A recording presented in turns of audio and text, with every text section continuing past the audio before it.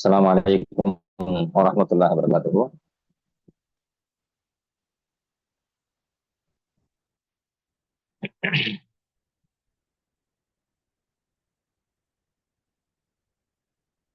Bismillahirrahmanirrahim.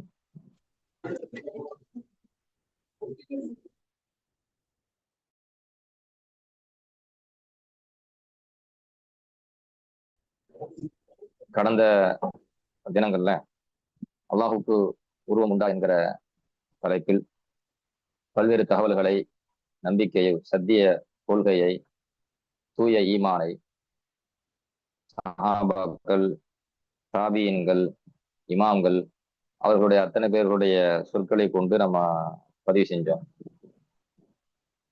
இறுதியாக இன்று வஹாபிகள், குறிப்பாக டிஎன்டிஜே போன்ற போலி தௌஹீத்வாதிகள் மக்களிடத்துல எந்த கொள்கையை பரப்பிட்டு வராங்க என்கிற தகவலை கடந்த முறை நேரடியாக வந்து நம்ம பாடம் நடத்தும் போது உங்கள்கிட்ட சொன்னோம். குறிப்பாக அல்லாஹுக்கு உருவம் உண்டு, அதுபோன்று அல்லாஹுக்கு வந்து மனித தோற்றத்தில் அந்த உருவம் இருக்கிறது. இறைவன் அரிசின் மீது உட்கார்ந்து இருக்கிறான். அரிசின் மீது உட்கார்ந்து இருக்கக்கூடிய இறைவனை வானவர்கள் தூக்கி சுமக்கின்றார்கள். அல்லாஹு ஒரு இடத்திலிருந்து இன்னொரு இடத்திற்கு இடம் பெயர்கிறான். அல்லாஹு வானத்திலிருந்து இறங்கி வருகிறான். அல்லாஹுக்கு பல உருவங்கள் இருக்கின்றன. அல்லாஹுடைய அந்த பல உருவங்களை அல்லாஹுடைய படைப்பினமாகிய மனிதர்கள் கற்பனை செய்யலாம். நாம் கற்பனை செய்யக்கூடிய அந்த உருவத்தில் தான் நாளைக்கு மறுமையில் அல்லாஹ் நமக்கு காட்சியளிப்பான். இதுவெல்லாம் ரொம்ப மோசமான கொள்கை. தௌஹீது என்கிற தூய ஏகத்துவத்தை தகர்க்கின்ற, நேரடியாக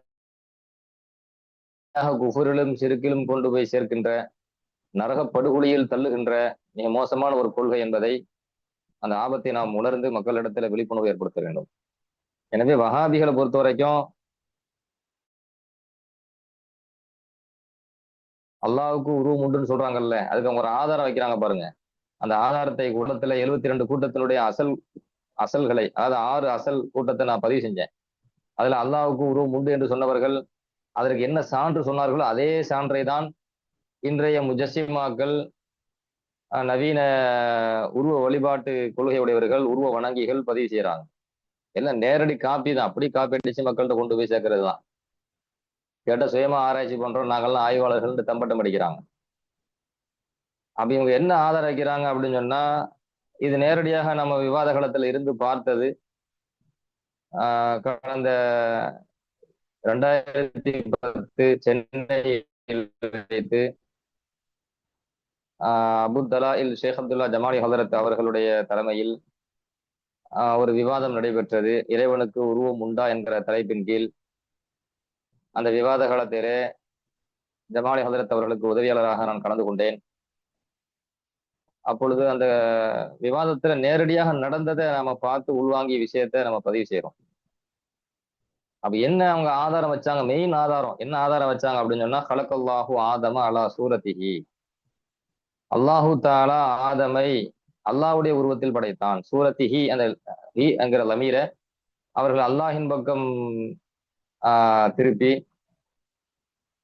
அதனுடைய மீளுமிடம் அல்லாஹுதான் என்ற ஒரு பொருள் செய்து, அல்லாஹுடைய உருவத்தில் அல்லாஹ் ஆதமை படைத்தான். இது புகாரியிலே 6227வது ஹதீஸாக வந்திருக்கிறது. அப்ப ஆதமை அல்லாஹுடைய உருவத்தில் படைக்க வேண்டும் என்றால், அப்ப அல்லாஹுக்கு உருவம் இருக்குதானே? ஆத நபிக்கு உருவம் இருக்குதா இல்லையா? அவங்களுக்கு உருவம் இருக்குன்னா அப்ப அல்லாஹுக்கும் உருவம் இருக்குதானே என்கிற தோரணையில் இந்த ஆதாரத்தை என்ன செஞ்சாங்க வச்சு அல்லாஹுக்கு உருவம் உண்டுன்னு சொன்னாங்க. அதுக்கு ஜமாலி ஹதரத் அவர்கள் என்ன பதில் சொல்றாங்க அப்படின்னா, சூரத்திஹி உடைய லமீர் வந்து அல்லாஹின் பக்கம் தான் இணைக்கணுமா? இலக்கண சட்டம் என்ன? பொதுவாக ஒரு லமீர் வந்து அதற்கு முந்தி உள்ள களிமாவை பார்த்து மீளும். அருகாமையில் அதுக்கு கரீபாக என்ன களிமா இருக்கிறதோ அதை பார்த்து மீளும். அந்த கரீபுக்கு பார்த்து நம்ம மீண்டு நம்ம அர்த்தம் வைக்கும் போது அர்த்தம் வரல, சாத்தியம் இல்லை அப்படின்னு சொன்னாதான் பஈது, அதை விட தூரமான ஒரு சொல்லை பார்த்து அந்த லமீர் என்ன செய்யணும், மீட்டி அர்த்தம் வைக்கணும். இது பொதுவா இலக்கண சட்டம். ஃபலகல்லாஹு ஆதம அலா சூரத்திஹி என்கிற இந்த வாசகத்துல ஃபலகல்லாஹு ஆதம, இந்த ஆதம ரெண்டாவது வருது, அந்த ஆதமுக்கு அடுத்து தான் அலா சூரத்திஹின்னு வருது. அப்ப சூரத்திஹி என்கிற லமீருக்கு அருகாமையில் இருக்கக்கூடிய இஸ்மு எதுன்னு பாத்தீங்கன்னா ஆதம். ஆதம் என்கிற இஸ்மை கடந்துதான் அல்லாஹு போகுது. அப்ப சூரத்திஹியுடைய லமீருக்கு கரீபாக இருக்கக்கூடிய இஸ்மு எது? ஆதம். அப்ப இலக்கண சட்ட பிரகாரம் அந்த லமீர் எதை பார்த்து மீட்டணும்? ஆதம் என்கிற அந்த இஸ்மை பார்த்து தான் மீட்ட வேண்டும். எனவே அலா சூரத்திஹியில் உள்ள அந்த ஹீக்கு என்ன லமீர் வைக்கணும்? ஆதமுடைய சூரத்துன்னு அர்த்தம் வைக்கணும்.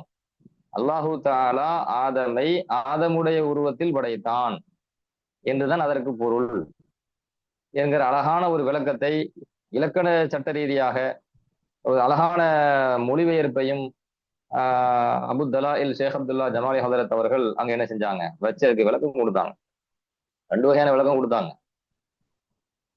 இப்படி ஒரு விளக்கம் கொடுக்கின்ற பொழுது அப்பொழுது டிஎன்டிஜேவினுடைய தலைவராக இருந்த எதிர் தரப்பிலே பிஜே என்பவர் என்ன பண்ணார் அப்படின்னு கேட்டீங்கன்னா, ஆதமை ஆதமுடைய உருவத்தில் படைத்தான் அப்படின்னு சொல்லி அந்த அர்த்தம் வச்சதை கிண்டல் பண்ணாரு, கேலி கிண்டல். ஆதமை ஆதமுடைய உருவத்தில் படைத்தான் அப்படின்னு சொன்னா அதுல என்ன மெசேஜ் இருக்குது? அதுல எந்த பொருளும் இல்லையே. யானையை யானையுடைய உருவத்தில் படைத்தான், பூனையை பூனையுடைய உருவத்தில் படைத்தான், கழுதையை கழுதையுடைய உருவத்தில் படைத்தான் சொன்னா அதுல என்ன மெசேஜ் இருக்கு? ஒரு மெசேஜும் இல்லையே. இப்ப ஆதமை ஆதமுடைய உருவத்தில் படைத்தான் சொன்னா அதுக்கு ஒரு மெசேஜும் இல்லையே. எனவே அல்லாஹ்வுடைய உருவத்தில் படைத்தான் சொன்னா ஒரு மெசேஜ் வருது அப்படின்ட்டு இந்த கருத்தை பிஜே வந்து அந்த சமயத்தில் பதிவு செய்யறாரு. அப்போ அதுக்கு அழகான ஒரு மறுப்பை ஜமாலி ஹதரத் அவர்கள் பதிவு செய்யும் போது என்ன சொன்னாங்க அப்படின்னு சொன்னா, ஆதமை ஆதமுடைய உருவத்தில் படைத்தான் என்றால் எந்த பொருளும் வரலன்னு சொல்லி எப்படி சொல்ல முடியும்? அழகான பொருள் வருதே.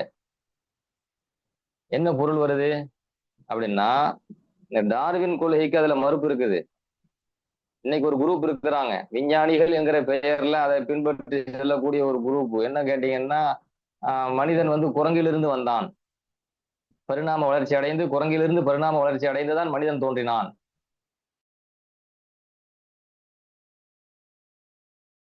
என்கிற இஸ்லாத்திற்கு குர்ஆனுக்கு சரியத்துக்கு முரணான ஒரு கொள்கையை வந்து டார்வின் என்பவர் வந்து முன்னிறுத்துறார். அவருடைய விஞ்ஞானிகிற பேர்ல அவர் என்ன செய்யறாரு, அந்த கருத்தை முன்னிறுத்தின உடனே இன்றும் கூட பள்ளிகளிலே பாடங்களிலே பல பிள்ளைகளுக்கு அது போதிக்கப்பட்டு இருக்கிறது. குரங்கிலிருந்து மனிதன் வந்தான், குரங்கிலிருந்து மனிதன் வந்தான் அப்படின்னு சொல்லி. இஸ்லாமிய கொள்கை என்ன கேட்டா, குரங்கிலிருந்து மனசன் வரல, மனிதனிடமிருந்து தான் மனிதன் வந்தான். ஏன்னா அல்லாஹ் சுப்ஹானஹு தஆலா முதல்ல யாரை படைச்சா? ஆதம் அலைஹிஸ்ஸலாம் படைச்சா. ஆதம் அலைஹிஸ்ஸலாம் மனிதர், அதுக்கப்புறம் அவங்களுடைய சந்ததி இந்த உலகம் முழுக்க பரவி இருக்கிற எல்லா மனித இனமும் ஆதம் அலைஹிஸ்ஸலாமுடைய பிள்ளைங்க தான். அப்ப வந்து உலகம் டார்வின் கொள்கை என்ன சொல்லுது? மனிதனுடைய ஆரம்ப தோற்றம் குரங்குன்னு சொல்லுது. அப்ப அந்த அந்த அந்த கொள்கைக்கு இந்த ஹதீஸ் எடுத்து பாருங்க, மறுப்பு இருக்கும். ஆதமை ஆதமுடைய உருவத்தில் படைத்தான், மறுப்பு வருதா இல்லையா? குரங்குடைய உருவத்தில் படைத்தான், அதுக்கப்புறம் குரங்கு பரிணாம வளர்ச்சி அடைந்து என்ன செஞ்சிச்சு, உலகத்துல மனிதன் தோன்றினான் என்கிற அந்த கருத்துக்கு இங்க செம்மட்டி இருக்குதா இல்லையா? குரங்குடைய தோட்டத்துல மனசு ஒன்றும் ஆரம்பத்துல இல்லை, அதுக்கப்புறம் குரங்கு அப்படி பரிணாம வளர்ச்சி மனசன் ஒன்றும் மாறல. ஆதமை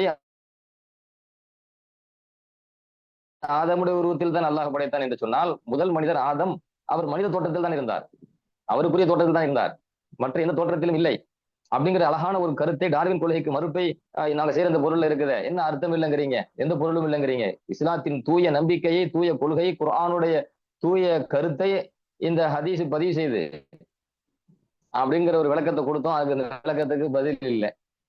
சரி, அடுத்து இன்னொரு கேள்வி எழுப்பப்பட்டுச்சு. ஜமால செலுத்தவங்க ஒரு கேள்வி எழுப்புனாங்க. நீங்க கலக்கல்லாஹு ஆதம அலா சூரத்திஹின்னு நிப்பாட்டிட்டீங்களே, அதோட ஹதீஸ் முடிஞ்சு போச்சா? அதுக்கு அடுத்த ஹதீஸ் தொடருத, தூளுஹு சித்தூன திராஆ, ஆதம் அலைஹிஸ்ஸலாம் அவர்களுடைய உயரம் 60 முழம் அப்படின்னு சலாசம் சொல்றாங்களே, நீங்க வாசிச்ச அதே ஹதீஸினுடைய அடுத்த வாசகம் இதுதானே? அப்ப இந்த ஆதம் நபியுடைய உயரம் 60 முழம், நீங்க என்ன சொல்றீங்க? ஆதமை அல்லாஹ்வுடைய உருவத்தில் படைத்தான்ங்கிறீங்க. அப்ப ஆதம் நபியுடைய உயரம் 60 முழம் அப்படின்னு வந்தா, அல்லாஹ்வுடைய உருவத்துல ஆதம் நபி இருக்கிறாங்கன்னு வந்தா, அப்ப அல்லாஹ்வுடைய உயரம் 60 முழமா? அப்படி ஒரு கேள்வி. திகைச்சு போய் உட்கார்ந்துருக்கிறாங்க. என்னடா பதில் சொல்ல அப்படின்ட்டு. அடுக்கடுக்கான ஆதாரங்களை ஜமாலை செலுத்த முன்னிறுத்தினாங்க. அடுத்து ஒரு வாதத்தை வச்சாங்க. என்ன வாதம் அப்படின்னு கேட்டீங்கன்னா, ஜாபிர் இப்னு அப்துல்லா ரலியல்லாஹு அன்ஹு அவங்க அறிவிக்கக்கூடிய ஒரு ஹதீஸ் அங்க வைக்கப்பட்டுச்சு. பெருமான சல்லாசன் சொன்னதாக, உதினலி அன் உஹத்திஸ அன் மலக்கி மின் மலாயிகத்தில்லாஹ் மின் ஹமலத்தில்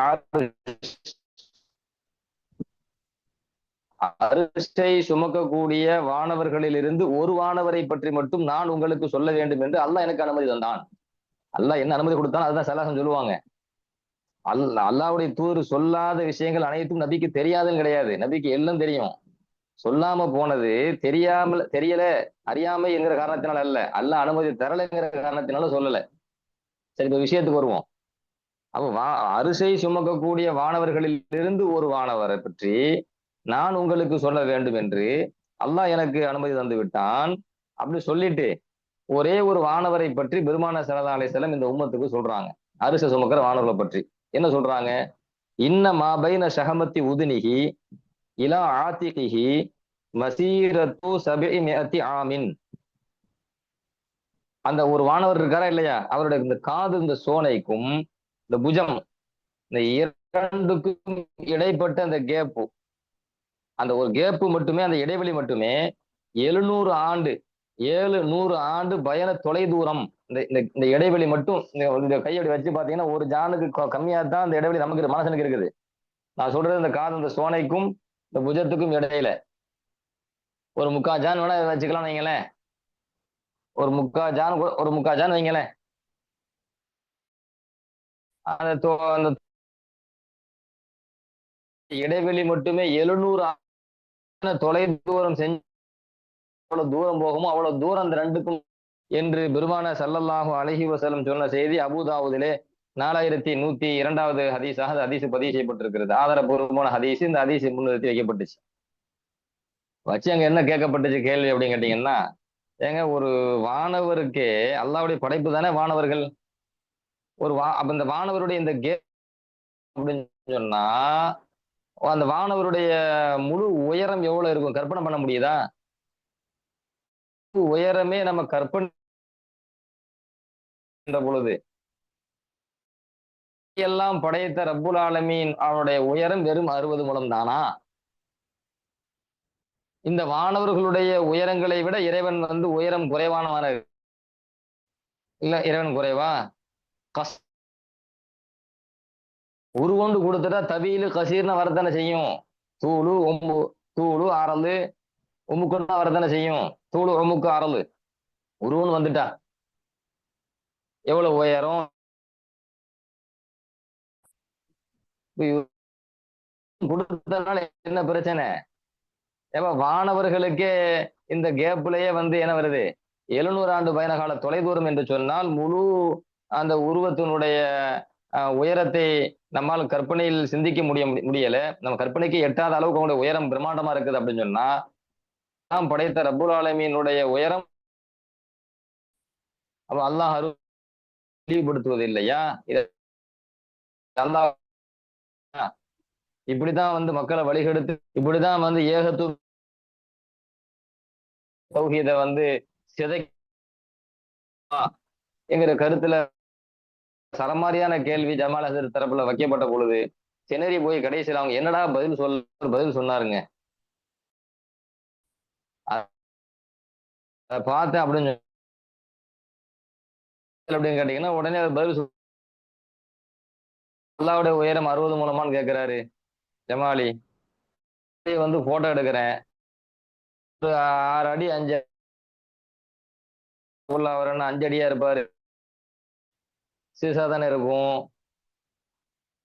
இருக்கும். அல்லாவுடைய உயரம் நமக்கு தெரியாது. அல்லாஹ் ஆத நபியை படைச்சான், அவங்க உருவத்துல படைச்சான் பார்க்காக வேண்டி அல்லாவுடைய உயரத்தை நம்ம எப்படி சொல்ல முடியும்? இப்படி ஒரு வாதம், சம்பந்தம் இல்லாத ஒரு ஒரு எதையாவது ஒண்ணு சொல்லி தொலையமென்று சொல்றது. அப்ப அடுத்து நம்ம என்ன கேள்வி கேட்கிறோம் அப்படின்னு சொன்னா, போட்டோ பிடிச்சா என்ன வரும்னு கேட்கிறாருல்ல. அப்ப அல்லாஹ் ஆத நபியை உன் இஷ்டத்துக்கு அர்த்தம் வைக்கிறிய வார்த்தை வருதா? ஆத நபியை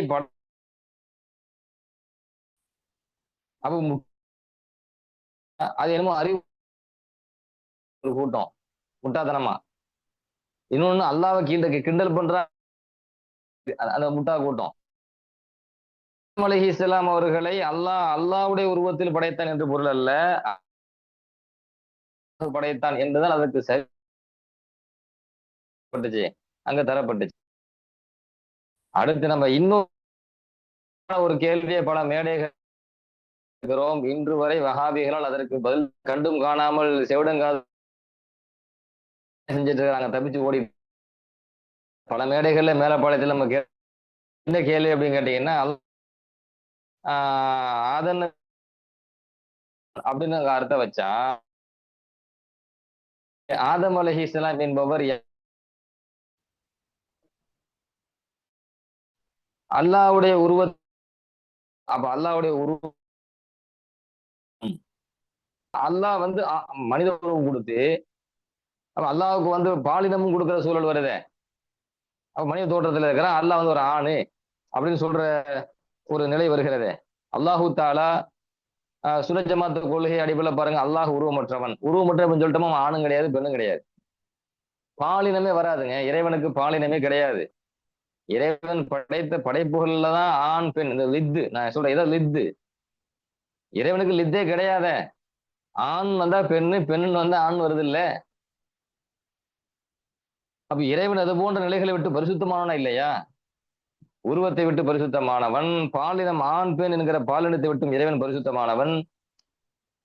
அப்போ இஸ்லாமிய கொள்கை என்ன கேட்டா, சுன்னத் ஜமாத்து கொள்கையின் பிரகாரம் எந்த பிரச்சனையும் இல்லை.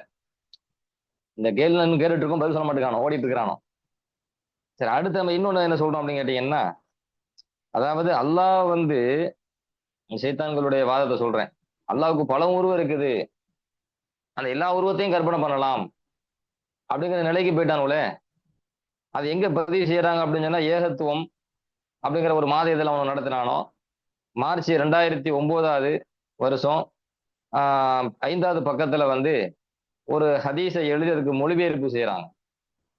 என்ன ஹதீஸ் அப்படின்னு கேட்டீங்கன்னா, கியாமத்து நாளில வந்து கியாமத்து நாளுடைய நிலையை பற்றி ஒண்ணு. ரெண்டாவது, கியாமத்து நாள்ல மனிதன் வந்து அல்லாஹ்வை பார்ப்பானா இல்லையா என்பதை பற்றிய ஒரு ஹதீஸ்.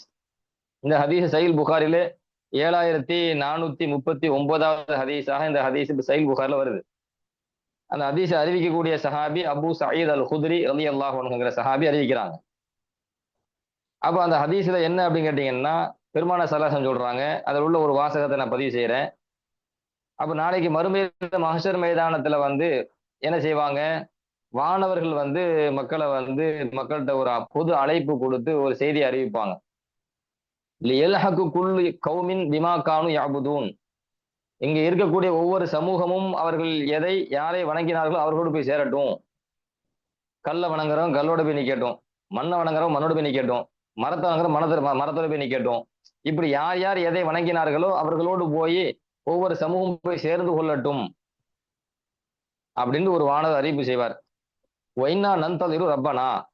அப்பொழுது நாம் நம் ரப்பை எதிர்பார்த்து கொண்டிருப்போம், இறைவனுக்காக காத்து கொண்டிருப்போம், எதிர்பார்த்து கொண்டிருப்போம் சலாசம் சொல்றாங்க. அப்போ யஅதீஹிம் அல் ஜப்பாரு. அப்பொழுது ஜப்பார் வருவான், அதாவது அல்லாஹ் வருவான். அவன் என்ன அர்த்தம் வைக்கிறான் பாருங்க, ஃபீ சூரத்தின், ஒரு உருவத்திலே வருவான். கைரி சூரத்திஹி அல்லத்தி ரஅஹு ஃபீஹா அவ்வள மர்ரத்தின்.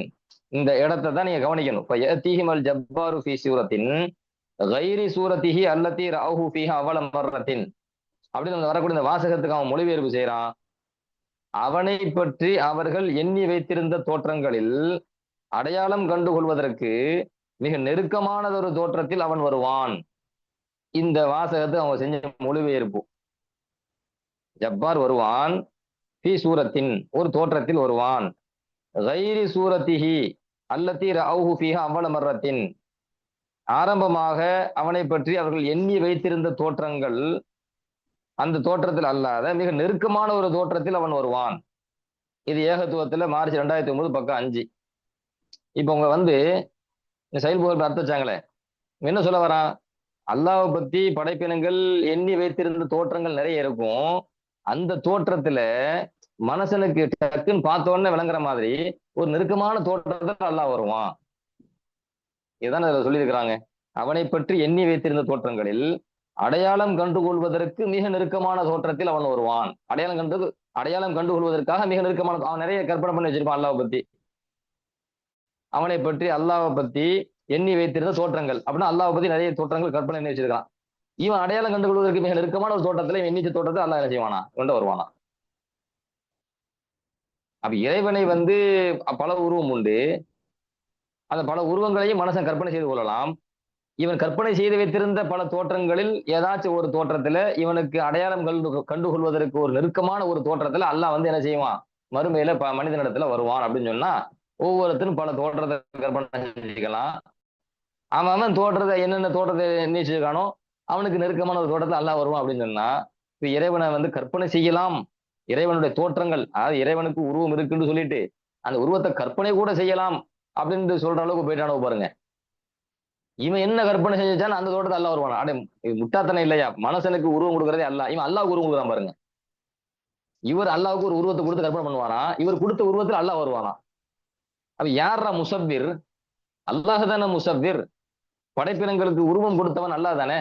நீ படைத்தவனுக்கே உருவம் கொடுக்க, இதுக்கும் மாற்று மதத்து கொள்கைக்கு என்னடா வித்தியாசம் இருக்குது? இன்னைக்கு அவர்கள் சிலை வணக்கம் என்கிற பெயர்ல வணங்கி கொண்டிருக்கிறார்கள். வாங்குறாங்களா இல்லையா? எதை வேணா வணங்கிட்டு போட்டது அவங்க நம்பிக்கை. அப்ப அவங்க நம்புற நம்பிக்கைக்கு தோதும் அவங்க என்ன செய்யறாங்க, ஒரு உருவம் கொடுத்து என்ன செய்யறாங்க, அந்த சிலைகளை கடவுள் என்று நம்பி அவங்க வணங்கிட்டு இருக்கிறாங்க. இது இஸ்லாமிய நம்பிக்கை இல்ல, அது அவங்க நம்பிக்கை. அது அவங்களோட போட்டும். இஸ்லாத்து நம்பிக்கை என்ன? மனிதன் இறைவனுக்கு உருவத்தில் கற்பனை கொடுக்கலாமா? இறைவன் உருவமற்றவன் இல்ல, அது ஒண்ணு. ரெண்டாவது, இவன் இறைவனுக்கு உருவம் கொடுக்குறான் பாருங்க. இவன் கொடுத்த உருவத்துல அல்லாஹ் நாளைக்கு வருவான்னு சொல்றான். எவ்வளவு வெக்க கேடு, கேவலமான ஒரு கொள்கை இல்லையா இது? அல்லாஹ்வுக்கே உருவம் கொடுக்குறாங்களாம். அடே நமக்கு உருவம் கொடுத்தவன் அவன் தான்டா முசவ்விர்.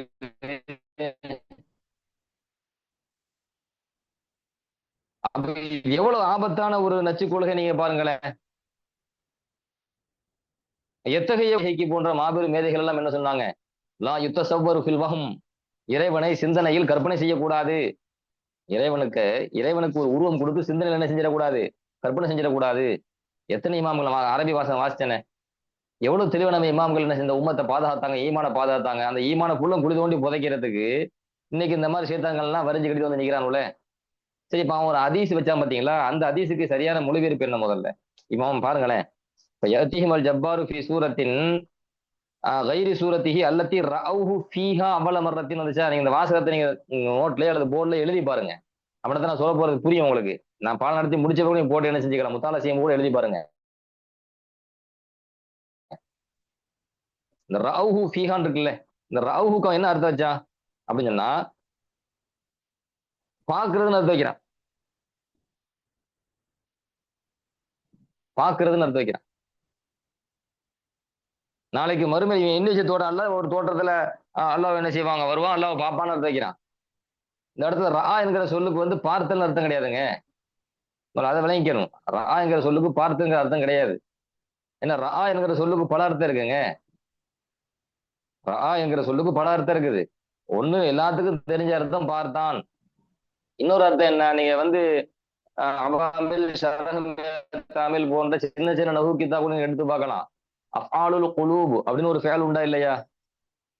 அஃஆலுல் குலூப் அப்படின்னு சொல்லி ஒரு ஃபேல் உண்டா இல்லையா? ஹசிபுத்து, ஹில்து, லரந்து, ஜஅம்து, வஜத்து, அலிம்து, ரஅய்துன்னு வருதா இல்லையா? அதுல அந்த ரஅய்து என்பது அதுக்கு என்ன அர்த்தம்? ரஅய்து என்பது ஹசிபுத்து, ஹில்து, லனந்து, ஹசிபுத்து, ஹில்து, லனந்து, அப்புறம் வஜத்து, அலிம்து, ரஅய்து. இந்த வஜத்து, அலிம்து, ரஅய்து, அப்புறம் ஜஅம்து. இந்த ஹசிபுத்து, ஹில்து, லனந்து இந்த மூன்றுமே சக்குடைய ஃபேலு. மூன்று சக்குடைய ஃபேலு. அப்புறம் என்ன, வஜத்து, அலிம்து, ரஅய்து இந்த மூன்று ஃபேலுமே யகீனுடைய ஃபேலு. கடைசியில ஜஅம்து, இந்த ஜஅம்து என்பது ஷக்கு யகீன் இரண்டுக்கும் பொதுவான ஃபேல், முஸ்தரிக்கு இரண்டுக்கும் பொதுவான ஃபேலு. இப்ப ஹசிபுத்து, ஹில்து, லனந்து இந்த மூணுக்கு என்ன அர்த்தம் கொடுப்போம்? எண்ணினேன் அல்லது நினைத்தேன் அல்லது கருதினேன். நீங்க தமிழ்ல ஏதோ ஒரு வார்த்தையை சொல்லுங்க, கருத்து ஒண்ணுதான். நான் நினைச்சேன், நான் எண்ணினேன், நான் கருதினேன். இவை அனைத்துமே சக்குடைய ஃபேலு. அப்புறம் வஜத்து, அலிம்து, ரஅய்து மூணு இருக்குது. நான் அஃபாலுல் குலூப், இந்த அஃபாலு ஷக்கு வல் யகீன்னு சொல்லுவாங்க. இது எல்லாத்துக்கும் சேர்த்து பொது பேர் என்ன கேட்டா அஃபாலுல் குலூப்னு பேரு. முத 3 ஃபேல் அஃபாலு ஷக்கு, அடுத்த 3 ஃபேல் அஃபாலு யகீன், அடுத்து கடைசி ஒரே ஒரு ஃபேல் ஷக்கு யகீன், இரண்டுக்கும் பொதுவானது. முஸ்தரிக்கும் பைன ஷக்கி வல் யகீன். அப்போ அந்த இடத்துல வஜத்து அலிம்து ரஅய்துன்னு இருக்கா இல்லையா, அந்த இடத்துல வஜத்துக்கு பெற்றுக்கொண்டேன்னு அர்த்தம் கிடையாது. அஃஆலுல் குலூபிலே வரக்கூடிய வஜத்துக்கு பெற்றுக்கொண்டேன்னு அர்த்தம் கிடையாது. அஃஆலுல் குலூபுக்கு 2 மஃபூல் வரும். அஃஆலுல் குலூபுக்கு 2 மஃபூல் வரும். வஜத்து அப்படின்னா அதுக்கு இந்த இடத்துல பெற்றுக்கொண்டேன்னு சொன்னா ஒரு அர்த்தம், ஒரு மஃபூல் தான் வரும். நீங்க சரமே தாமில் கூட நீங்க எடுத்து பார்க்கலாம். அப்ப வஜத்துக்கு அஃஆலு ஷக்கு வக்கீனுடைய அஃஆல் குலூபுடைய ஃபேலில் வரக்கூடிய வஜத்துக்கு நான் அறிந்தேன் தான் அர்த்தம். அலிம்துக்கு நான் அறிந்தேன் தான் அர்த்தம். ரஅய்துக்கு நான் அறிந்தேன் தான் அர்த்தம். பார்த்தேன் அர்த்தம் கிடையாது. அஃஆல் குலூபில் வரக்கூடிய ரஅய்துக்கு நான் அறிந்தேன் அர்த்தம். நான் பார்த்தேன் அர்த்தம் கிடையாது. ஒண்ணு. இன்னொன்னு நான் சொல்றேன், நஹு பாடத்தை சொல்றேன். அஃஆல் குலூப்ல 2 மஃபூல் வரும். இப்ப வஜத்துக்கு பெற்றுக்கொண்டேன்னு சொன்னா ஒரு மஃபூல் தான் வரும். நீங்க ஷரஹ் தாமில்ல இந்த விளக்கம் போடுவாங்க. இசாபத்துல பெற்றுக்கொள்ளுதல். வஜத்துல்லால்லத அப்படின்னு சொன்னா காணாமல் போன பொருளை பெற்றுக்கொண்டேன். இசாபத்துடைய அர்த்தம் பெற்றுக்கொண்டேன். அப்ப பெற்றுக்கொண்டேன் அர்த்தம் வைக்கும் போது ஒரு மஃபூல், லால்லத் என்பது ஒரு மஃபூல். அப்ப வஜத்து என்பது இல்முடைய அர்த்தத்துல யக்கீனுடைய அர்த்தத்துல வரும்போது 2 மஃபூல் வரும். அது 2 மஃபூலை பத்தி நீங்க கிதாப் எடுத்து ஒரு தடவை முத்தாலா செய்யுங்க. அதே மாதிரி தான் ராயித்து ஜெய்தன், நான் ஜெய்தை பார்த்தேன், ஒரு மஃபூல் தான். ராயித்து ஜெய்தன் ஆலிமன், நான் ஜெய்தை ஆலிம் என்று அறிந்து வைத்திருக்கிறேன். ஜெய்த் என்பது ஒரு மஃபூல், ஆலிம் என்பது இன்னொரு மஃபூல். 2 மஃபூல் வரும். அப்ப ராயித்துக்கு அறிந்தேன் அர்த்தம் வச்சாதான் 2 மஃபூல் வருது. 2 மஃபூல் வரும்போது அஃஆல் குலூபு. சரி, அதே ராயித்து வஜத்து அலிம்துக்கு வெவ்வேறு அர்த்தம் இருக்குது. அலிமேங்கிற ஃபேல் இருக்கா இல்லையா, அது அஃஆல் குலூப்ல வரும்போது 2 மஃபூல் இருக்கும். அதே அலிமுக்கு அரஃபவுடைய அர்த்தத்துல வந்துச்சுன்னா ஒரு மஃபூல் ஆயிரும். சரமே தமிழ் நீங்க பார்க்கலாம். அலிமே என்ற ஃபேலுக்கு இல்முடைய அர்த்தத்துல 2 மஃபூலுங்க. அதே அலிமே என்பது இர்ஃபான் மாரிஃபத்துடைய அர்த்தத்துல ஒரு மஃபூல் வரும். ஏன்னா அரஃபே அரபு கலாம்ல அரஃபே என்கிற ஃபேலுக்கு ஒரு மஃபூல் தான், 2 மஃபூல் வராது. அலிமென் அது 2 மஃபூல் தான். அப்ப சில இடங்கள்ல அலிமென் ஒரு மஃபூல் வருது. அப்படி வந்தா நீங்க விளங்கிக்கணும், இங்க இல்முடைய அர்த்தத்துல வரல, இர்ஃபான் மாரிஃபத்துடைய அர்த்தத்துல வந்திருக்கு, நீங்க விளங்கிக்கணும் ஒரு மஃபூல் வந்தா. அதே மாதிரி தான் ரஆ என்பதும் சில சமயங்கள்ல மாரிஃபத்துடைய அர்த்தத்துல வரும். ரஆ என்கிற ஃபேல் சில சமயத்துல மாரிஃபத்துடைய அர்த்தத்துல வரும்போது அங்க ஒரு மஃபூல் தான் வரும், 2 மஃபூல் வராது. இப்போ இந்த இடத்தை நீங்க கவனிங்க. இப்ப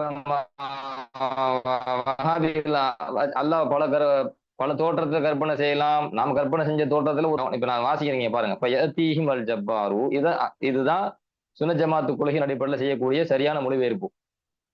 இப்ப யதீஹிம் அல் ஜப்பாரு, அவர்களிடத்திலே அல்லாஹ் வருவான், ஜப்பார் வருவான், ஃபீ சூரத்தின் ஒரு பண்பிலே. எத்தகைய பண்பிலே? கைரி சூரத்திஹி, கைரி மர்ரத்தின், ஆரம்பமாக எந்த பண்பிலே அல்லாஹுவை அவர்கள் அறிந்து வைத்திருந்தார்களோ அத்தகைய அல்லாஹ்வுடைய பண்பு அல்லாத வேறொரு பண்பிலே அல்லாஹ் வருவான். ரஅவுஹு, அல்லாஹுவை அறிந்து வைத்திருந்தார்களே, ஃபீஹா, ஒரு சூரத்திலே, ஒரு பண்பிலே, அவ்வள மர்ரத்தின், ஆரம்பமாக எந்த பண்பிலே அவர்கள் அல்லாஹுவை அறிந்து வைத்திருந்தார்களோ அந்த பண்பு அல்லாத வேறொரு பண்பிலே அல்லாஹ் அவர்களிடத்தில் வருவான். இதுதான் சரியான மொழிபெயர்ப்பு சஹீஹ் புகாரிக்கு. இங்க இந்த மொழிபெயர்ப்பு பாருங்க. நாளைக்கு அல்லாஹ் ஒரு பண்புல வருவான். இறைவனுடைய பண்பு ஆரம்பமா நிறைய அறிஞ்சு வச்சிருக்கோமா இல்லையா? அல்லாஹ்வுடைய பண்பு நம்ம நிறைய அறிஞ்சு வச்சிருக்கோமா இல்லையா? எத்தனையோ பண்புகளை பத்தி கிதாபுல சொல்றாங்களா இல்லையா? அப்ப நாம் ஆரம்பமாக நாம் அறிந்து வைத்திருக்கக்கூடிய இந்த பண்பு இருக்கு, அல்லாஹ்வுடைய பண்பு. அது அல்லாத வேறொரு பண்புல அல்லாஹ் நாளைக்கு நமக்கு தெரியாத ஒரு பண்பு அல்லாஹ் வருவான். உதாரணம் முத்தசாபியாவை எடுத்துக்கங்க. முத்தசாபியால எது இருக்கா இல்லையா? எல்லாம் அல்லாஹ்வுடைய சிஃபாத் தானே. அது என்ன அர்த்தம்? புரியாதுன்னு சொன்னாங்களே இல்ல இமாம்கள். அது என்ன சிஃபத்து என்ன பண்பு அல்லாஹ்க்கு தான் தெரியும். அது உனக்கு எனக்கு தெரியும் சொன்னாங்களா? இதான சலஃபு, இதான கலப்பு நம்பிக்கையும் பொதுமக்கள் ஈமான பாதுகாக்க தானே விளக்கம் கொடுத்தோம், தயவு செஞ்சோம். இன்றும் நம்மளுடைய நம்பிக்கை என்ன? அல்லாஹ்வுடைய வஜ்ஹு, அல்லாஹ்வுடைய எது, அல்லாஹ்வுடைய ரிஜ்லு, அல்லாஹ்வுடைய சாக்கு அப்படின்னு சொன்னா, அல்லாஹ்வுடைய நஃப்ஸ் அப்படின்னு சொன்னா அது அல்லாஹ்வுடைய சிஃபாத்துகள், பண்புகள், பிலா கைஃப். அதை பத்தி நமக்கு தெரியாது, எப்படி இருக்கும் நமக்கு தெரியாது.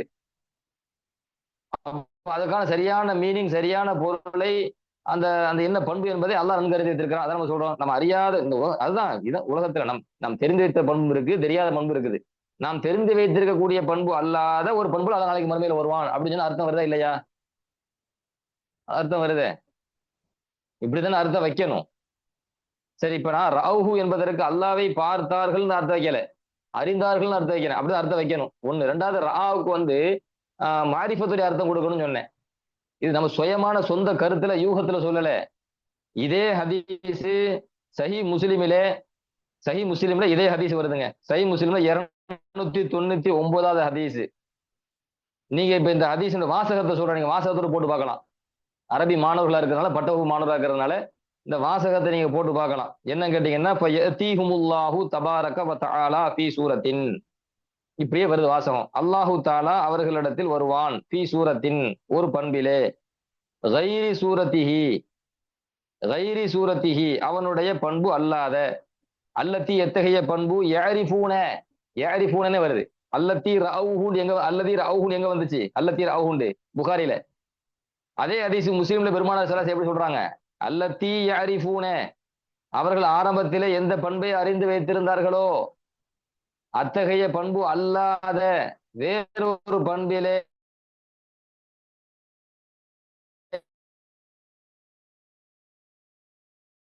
அல்லாஹ் வருவான். அப்ப ரஆ என்கிற சொல்லுக்கு அரஃப என்கிற, ரெண்டாவது ரஆ என்கிற சொல்லுக்கு ருயத்து பார்த்துக்கு அர்த்தம் கிடையாது, இல்முடைய அர்த்தம் இருக்குது, மாரிஃபத்துக்கு அர்த்தம் இருக்குது. ஹதீஸுக்கு ஹதீஸ்ல இருந்து நம்ம விளக்கம் தரோம், இலக்கண பூர்வமாகவும் விளக்கம் தரோம். அவ இறைவனை ஆரம்பமாக இந்த உலகத்தில் எந்த பண்புகளிலே மக்கள் அறிந்து வைத்திருந்தார்களோ அந்த பண்பு அல்லாத வேறொரு புதிய பண்பிலே அல்லாஹ் அவர்களிடத்தில் வருவான். நமக்கு அது புதிய பண்பு, நமக்கு விளங்காதனால புதுசா பார்க்கலாம். புதிய அல்லாஹ்வுக்கு எப்பவுமே கதீம் தான். நம்ம தெரியாத பண்பு அல்லாஹ்ட்ட நிறைய இருக்குது. அப்ப நமக்கு தெரியாத, நமக்கு புதுசான ஒரு பண்புல அல்லாஹ் என்ன செய்வான்? நாளைக்கு மறுமையில வருவான் என்பதுதான் அதுக்கு பொருளே தவிர இறைவனை கற்பனை செய்யலாம். நாம் கற்பனை செய்து வைத்த தோற்றங்களில் நமக்கு அடையாளம் கண்டுகொள்வதற்கு மிக நெருக்கமான அதுல ஒரு தோற்றத்தில் அல்லாஹ் வருவான் அப்படின்னு சொன்னா இது எவ்வளவு பெரிய கடைந்தெடுத்த சிறுக்கு, இதுல எவ்வளவு பெரிய ஆபத்தான நச்சு கொள்கைகள் இருக்கின்றன.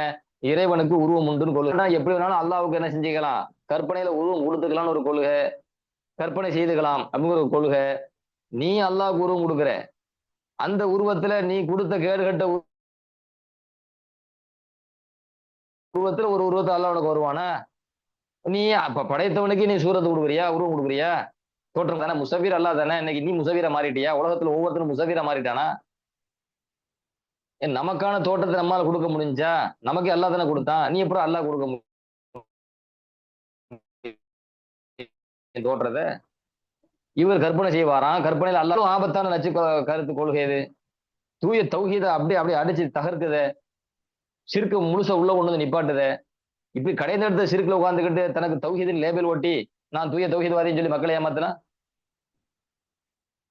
அதுதான் சலாசம் சொன்னதுதான். கடைசி காலகட்டத்துல மக்கள் வருவாங்க, சாராயத்துக்கு ஹம்ருக்கு வேற பேர் வச்சு வித்துட்டு போயிருவான். அது மாதிரி இவன் ஷிர்க்குக்கு தௌஹீதுன்னு பேர் வச்சு வித்துட்டு இருக்கிறான் மக்களுக்கு. ஷிர்க்குக்கு தௌஹீதுன்னு ஒரு லேபிளை ஒட்டி தௌஹீதுன்னு பேர் வச்சு அந்த வியாபாரத்தை இன்னைக்கு மக்கள்கிட்ட பண்ணிட்டு இருக்கிறான். அதுதான் வித்தியாசம். சலாசம் சொன்னது பல்வேறு கோணத்துல இன்னைக்கு நம்ம புரியுறோம். அதனால இவங்க இமாம் பைஹக்கி ரஹ்மத்துல்லாஹி நான் ஆரம்பத்துல சொன்னேன், இறைவனை கற்பனையில உருவம் கொடுக்க கூடாது, கற்பனை செய்யக்கூடாது. தெளிவா மாறி ஹக்கீக்கத்துல் மாறி பத்தி மீண்டும் அந்த வாசகத்தை பதிவு செய்யறேன்.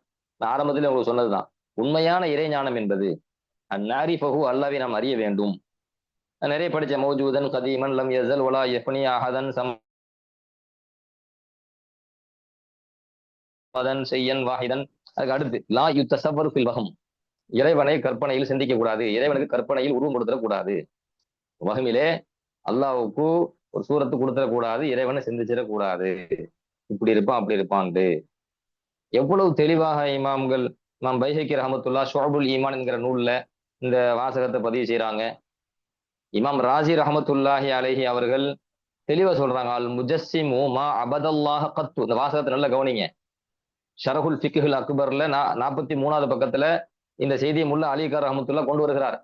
இமாம் ராஜி ரஹமத்துல்லா சொன்ன கருத்து, அல் முஜஸ்ஸிமு மா அபதல்லாஹ கத்து. உருவ வணங்கிகள் ஒருபோதும் அல்லாஹ்வை வணங்கவே இல்லை. ஏனென்றால் அன்னஹு யஅபுது மா தஸவ்வரஹு ஃபீ வஹமிஹி மின சூரத்தி. அவன் தனது சிந்தனையில் இறைவனுக்கு என்று எந்த சூரத்தை, எந்த உருவத்தை கற்பனை செய்தானோ, கற்பனை செய்த அந்த கற்பனை கடவுளைத்தான் அவன் வணங்குகிறான். அவன் உண்மையில் ஒருபோதும் அல்லாஹ்வை வணங்கவே இல்லை. வல்லாஹு தஆலா முனஸ்ஸஹுன் அன் தாலிக். இவன் கற்பனை செஞ்சு ஒரு உருவம் கொடுக்கலாம் பாருங்க. இது போன்ற நிலையை விட்டும் அல்லாஹ் பரிசுத்தமானவன். நீ என்னடா அல்லாஹ்க்கு உருவம் கொடுக்கிறது கற்பனையில? அதை விட்டும் அல்லாஹ் பரிசுத்தமானவன், தூய்மையானவன். இமாம் ராஜி ரஹமத்துல்லாஹி அலைஹி சொன்ன செய்தி. எனவே இன்னைக்குள்ள இந்த வஹாபிகள் இறைவனை வணங்கவே இல்லை. ஐவேளை தொழுகிறது மண்ணா போச்சு, வணங்கவே இல்லையே. அவன் கற்பனையில அல்லாஹ்வுக்கு ஒரு உருவம் கொடுத்துட்டான். அப்படி கொடுக்கலாங்கிறான். நீ கொடுத்த உருவத்துல அல்லாஹ் நாளைக்கு மறுமையில உன்ட்ட வருவேன் இன்னைக்கு மக்களை ஏமாத்திட்டு இருக்கிறான். அப்ப இவன் உருவ வணங்கிகள் அல்லாஹ் வணங்கவே இல்லை. மாறாக இவன் தன் கற்பனையில் என்ன சூரத்தை அல்லாஹ் கொடுத்தானோ, எப்படி கற்பனை செஞ்சானோ அந்த கற்பனை கடவுளைத்தான் இவன் வணங்குகிறான். இமாம் ராஜி ரஹமத்துல்லா சொல்றாங்க. அதே போல இமாம் அல் ஆரிஃபுல் காமில் இன்னொரு கிதாபில் நான் பார்த்த ஞாபகம் உண்டு. அதாவது இமாம் அஹமது இப்னு ஹம்பல் ரஹமத்துல்லாஹி அலைஹி சொன்ன செய்தியை நான் பார்த்த ஞாபகம் உண்டு. மா ஹத்தர பி பாலிக ஃப இன்னல்லாஹ சிவா தாலிக. மா ஹத்தர பி பாலிக ஃப இன்னல்லாஹ சிவா தாலிக. உன் உள்ளத்துல அல்லாஹ் பத்தி ஒரு கற்பனை வறுமையானால், அந்த கற்பனையில உனக்கு உருவம் வந்துச்சு பத்தியா, நீ ஒரு கற்பனை அதுக்கு அப்பாற்பட்டவன் தான் அல்லாஹ். கற்பனையில் வருபவன் எல்லாம் இறைவன் அல்ல, அந்த கற்பனைக்கு தோன்றிய விஷயத்துக்கும் அப்பாற்பட்டவன் தான் அல்லாஹ் என்ற கருத்தை இமாம் அஹமது இப்னு ஹம்பல் ரஹமத்துல்லாஹி அலைஹி சொன்ன செய்தியை நம்ம படித்த ஞாபகம் உண்டு. எல்லா இமாம்களும் மறுக்கிறாங்க, இறைவனை கற்பனை செஞ்சிடாதப்பா, நீ கற்பனை செஞ்சவன் இறைவனாக முடியாது. அது கற்பனை கடவுள் வேணா பேர் வச்சுக்க, அல்லான்னு பேர் சொல்லிடாத. என்ன ஒருத்தன் கற்பனை செஞ்சத சிலையா வடிச்சான், சிலையா வடிச்சு அதை வணங்கிட்டான். நீ சிலையா வடிக்காம கற்பூரக்குள்ள வச்சு வணங்கிட்டு இருக்க. இதுதான் வித்தியாசம். இஸ்லாத்துக்கு இதுக்கு சம்பந்தம் இல்லை.